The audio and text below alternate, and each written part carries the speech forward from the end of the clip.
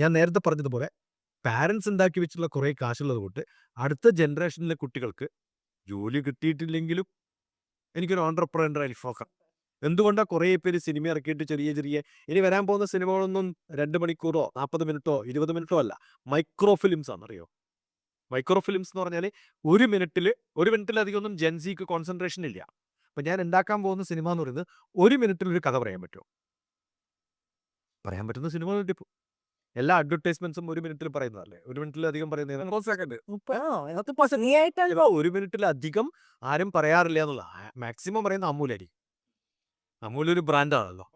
നമ്മൾ അമൂൽ എന്ന് പറയുമ്പോഴേ മിൽക്ക് പൗഡറാണ് നമ്മുടെ മനസ്സിൽ വന്നത്. ഗോദ്റേജ് എന്ന് പറയുമ്പോഴേ നമ്മുടെ മനസ്സിൽ ഷെൽഫ് വരും.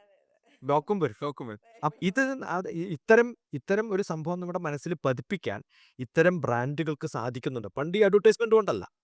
നല്ല പ്രോഡക്റ്റ് ഉണ്ടാക്കിയിട്ട് കാര്യമില്ല. അതിന് സോപ്പ് ഉണ്ടാക്കാൻ മാത്രം അറിഞ്ഞിട്ട് കാര്യമില്ല. അതിനെ കവർ ചെയ്യാനും കൂടി അറിയാം. ഇന്നത്തെ ജനറേഷൻ ഇത് വളരെ എളുപ്പമാണ്.